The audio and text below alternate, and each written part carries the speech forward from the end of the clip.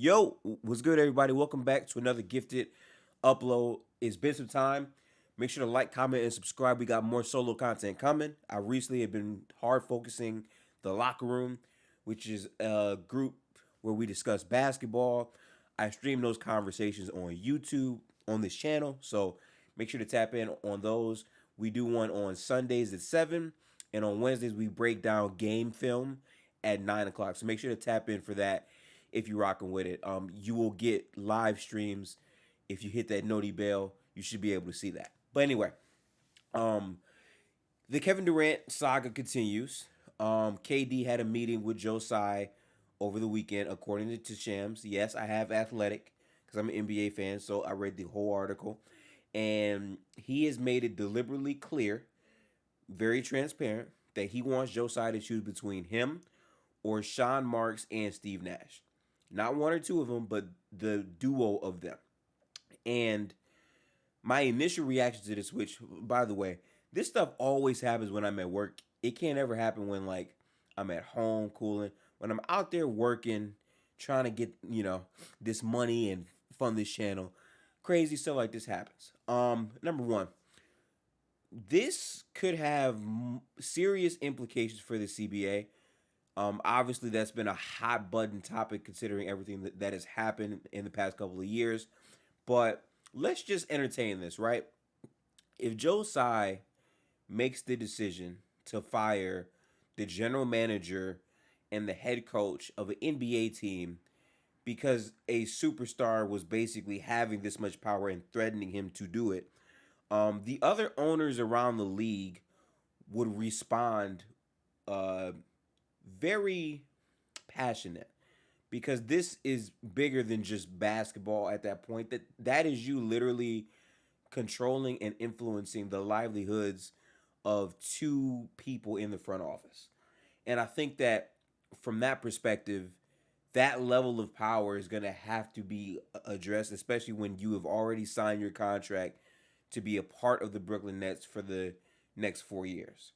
And I understand the pushback because what the pro player side is going to say is, well, at any point during that 4 years, you can trade Kevin Durant, and he has to be okay with that. And I get that, but I also feel like at a certain point, when you sign a contract and you like say I'm going to be here for 4 years, it's wild to take that money and then the year after say I want out. I think at a certain point you have to have a level of professionalism and stand on what your 10 is. And I think that again with this whole Brooklyn situation, this is the prime example of why players should not be put in a position where they have to make front office choices.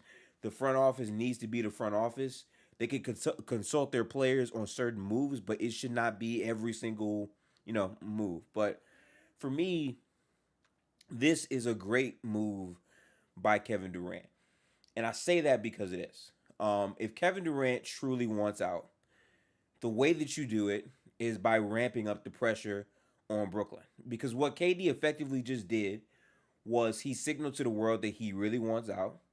He's putting the fire basically on Steve Nash and Sean Marks, and he is requesting something that is obviously impossible and not probable to happen. But by him doing that, he's showing that he is not content with staying in Brooklyn. So ramping it up like this and making something like that public makes the situation spiral to where they could be pressured to move Kevin Durant. Now, again, they don't have to do anything.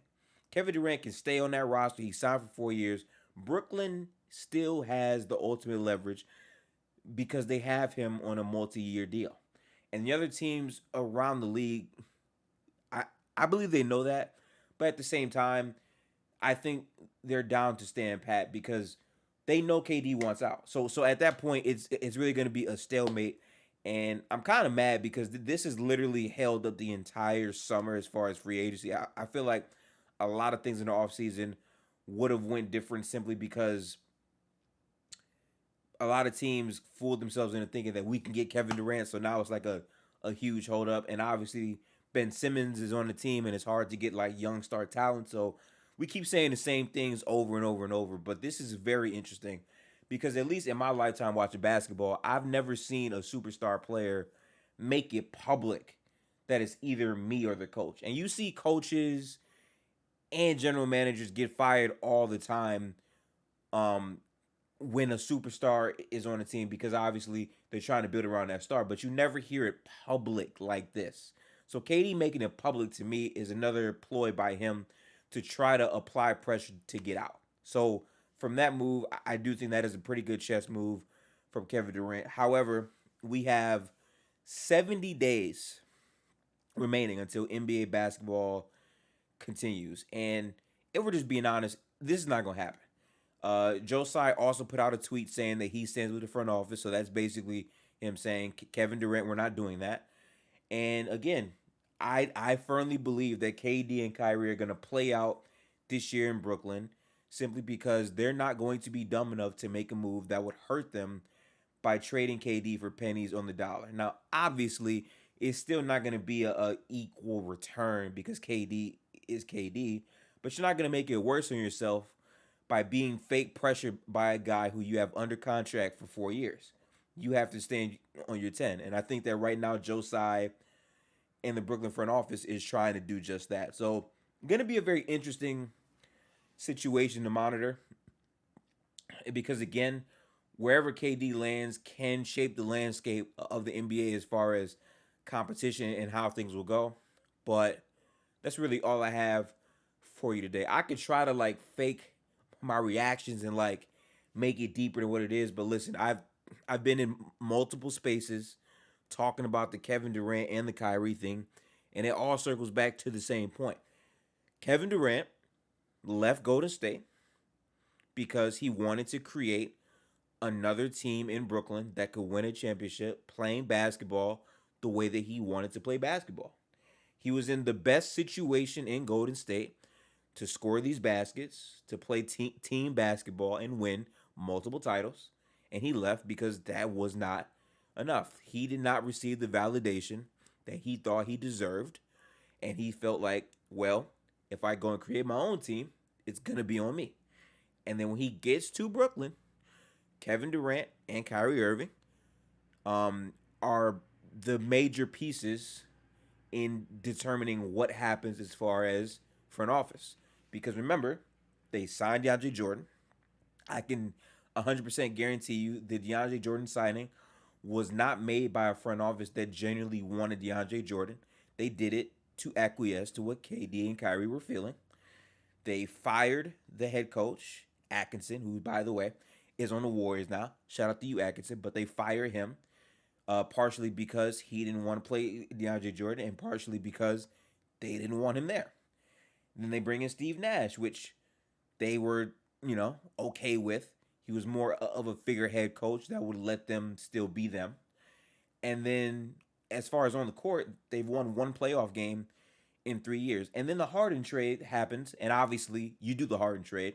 We're not going to have any revisionist history about it. You do the Harden trade because Harden was that elite of a player at the time. But things don't go their way. The simulation breaks with the mandate and Kyrie not wanting to get vaccinated, and then James Harden quitting on the team in a way, but that's really because of how bad the situation was, and he was hurt since he played on his hamstring injury, which was the dumbest thing. I don't think Harden should not have came back. I feel like if Harden just didn't play after he got hurt initially, his injury might not have been that bad going into the offseason. But whatever, that happens. And then you come into this season and things just spiral out of control. They tell Kyrie Irving you cannot play half of the games because they obviously know that looks bad and it's going to be hard to build team chemistry if a core piece like him is going in and out of the lineup every single day. But then they get injuries a lot and they have a bunch of two-way players and players that are not supremely talented playing basketball. And I was like, oh shit, Kyrie, we could use you playing half the games. So they bring him back anyway. Then the mandate lifts, and then KD and Kyrie go into the playoffs basically not having any real chemistry because they weren't playing together at the hip like that. Then they go into the playoffs, and when they play against a team that had the chemistry, went through adversity through the entire season together, and was playing great basketball to close out the regular season, they lost and they got swept. So now we're in a position where KD has to do what's best for his career, and we have to see how things go. But that's really it. This is really more of the same, and we're not going to see much of a difference until something crazier happens. So I'm gonna end this video here. Make sure to like, comment, and subscribe. And remember, tap into the locker room tomorrow on this channel. We will be doing a live stream where we break down the Bucks versus the Suns game 6. Gonna be super fun. So tap in. But I will catch you guys in the next video, and hopefully it will be edited because I have a lot of things that I've been doing this week, but I have not forgot because we grinding. We on the way to 1,000 subscribers. So I appreciate the love. But peace out, people.